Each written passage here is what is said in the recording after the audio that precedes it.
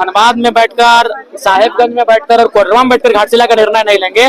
जो घाटशिला को जानते हैं वो टीम वहाँ बैठे, आज उनकी बैठक है, आप निर्णय ले, हम लोग मोहर लगा। अनाउंसमेंट मिलेगा ना जल्दी? हाँ, हमें लगता है कल तक अनाउंसमेंट हो जाएगा कि घाटशिला से हमारे प्रत्याशी। रूपरेखा तैयार है ना? रूपरेखा बहुत ही मजबूती के साथ तैयार है। 56 पंचायत है, 4 प्रखंड है, 4 प्रखंडों में कौन कौन पदाधिकारी जाएंगे, 56 पंचायतों में कौन कौन पदाधिकारी जाएंगे, किस भाषा में संवाद करेंगे, किस मुद्दों के साथ संवाद करेंगे, ये सारी चीजें तय हो चुकी है। सरकार पर देखिए, चतरा ही नहीं, झारखंड का हर एक कोना हम लोग जाएंगे, झारखंड के जनमानस से संवाद करेंगे और हम लोग उनसे अपील करेंगे कि एक बार कम से कम झारखंड की राजनीति में झारखंड लोकतांत्रिक क्रांतिकारी मोर्चा के ऊपर विश्वास जताए, उन्हें आशीर्वाद दे, ताकि आज एक विधायक होने के नाते जिस मजबूती के साथ हम सदन में लड़ रहे हैं, भिड़ रहे हैं, मुद्दों की बात को लेके जा रहे हैं, सदन की सार्थकता से सदन को परिचय करवा रहे हैं, शायद हमारे विधायकों की संख्या बढ़ेगी, सत्ता दल में हमारी भागीदारी होगी, नीति निर्धारण में हमारी भूमिका होगी, तो शायद हम लोग और बेहतर और अच्छा कर सके, ये हम लोग जनता से अपील करेंगे। इसीलिए हर एक जिला में, हर एक प्रखंडों में हम लोग जाएंगे और कार्यक्रमों के माध्यम से, आंदोलनों के माध्यम से रूपरेखा तैयार करते हुए जनमानस के साथ एक समन्वय स्थापित करेंगे।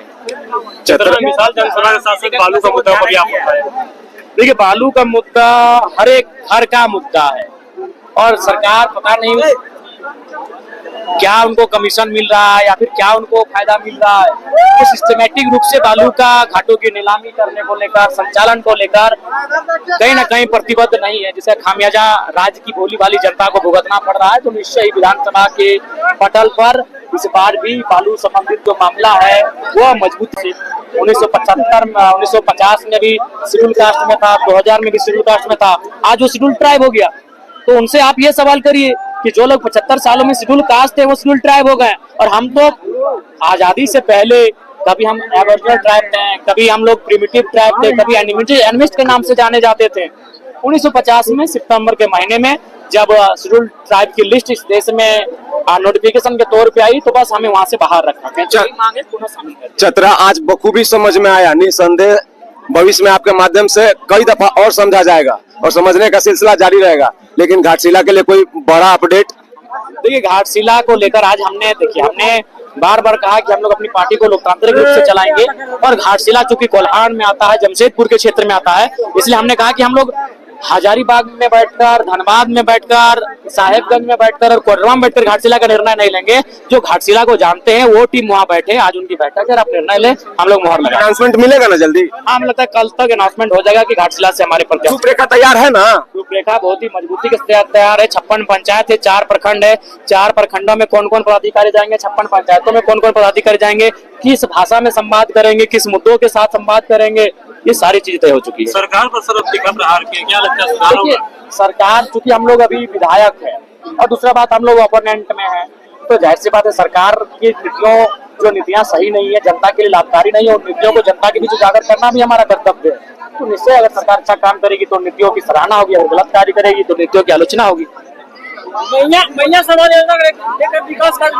आप तो देख ही रहे कि कितना रुका है, स्कॉलरशिप नहीं मिल रहा है, आपका वृद्धा पेंशन नहीं मिल रहा है, विकलांग पेंशन नहीं मिल रहा है, सहिया लोग को, सेविका लोग को, सहायिका लोग को भुगतान नहीं हो पा रहा है, तो कितना रुका है मेरे प्यारे साथियों, ये बताने की आवश्यकता नहीं, आप भली भांति जान रहे हैं। निकाला जा रहा, फिर पोस्टपोन कर दे रहा है, क्योंकि राज्य सरकार के पास खजाना नहीं है। अगर वो बहाली ले भी आती है तो फिर उनको वैकेंसी लेने के बाद उनको सैलरी कैसे देगी? राज्य सरकार अपने खजाने को कहीं ना कहीं अपने निजी फायदे में इस्तेमाल कर रही है, अपने वोट बैंक के लिए इस्तेमाल कर रही है, जो इस राज्य के लिए आने वाले दिनों में चिंता का विषय होगा।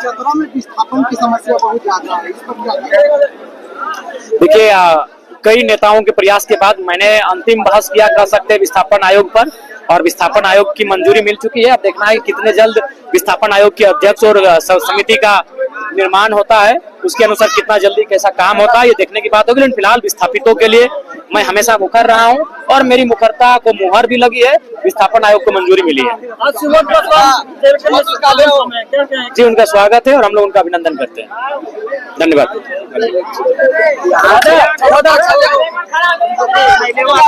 देखिए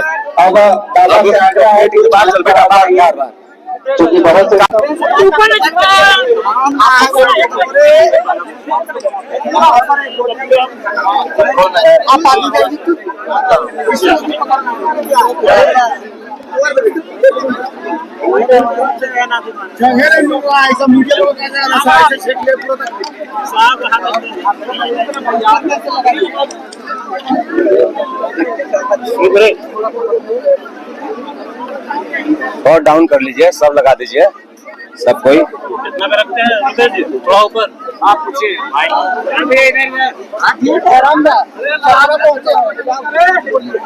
देखिए, चतरा ही नहीं, झारखंड का हर एक कोना हम लोग जाएंगे, झारखंड के जनमानस से संवाद करेंगे और हम लोग उनसे अपील करेंगे कि एक बार कम से कम झारखंड की राजनीति में झारखंड लोकतांत्रिक क्रांतिकारी मोर्चा के ऊपर विश्वास जताए, उन्हें आशीर्वाद दे, ताकि आज एक विधायक होने के नाते जिस मजबूती के साथ हम सदन में लड़ रहे हैं, भिड़ रहे हैं, मुद्दों की बात को लेके जा रहे हैं, सदन की सार्थकता से सदन को परिचय करवा रहे हैं, शायद हमारे विधायकों की संख्या बढ़ेगी, सत्ता दल में हमारी भागीदारी होगी, नीति निर्धारण में हमारी भूमिका होगी, तो शायद हम लोग और बेहतर और अच्छा कर सके।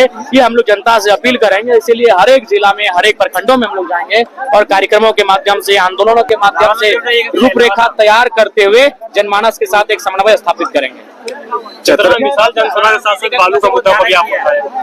देखिए, बालू का मुद्दा हर एक घर का मुद्दा है और सरकार पता नहीं क्या उनको कमीशन मिल रहा है या फिर क्या उनको फायदा मिल रहा है, तो सिस्टमेटिक रूप से बालू का घाटों की नीलामी करने को लेकर, संचालन को लेकर कहीं ना कहीं प्रतिबद्ध नहीं है, जिसका खामियाजा राज्य की भोली भाली जनता को भुगतना पड़ रहा है। तो निश्चय ही विधानसभा के पटल पर इस बार भी बालू संबंधित जो मामला है वो मजबूती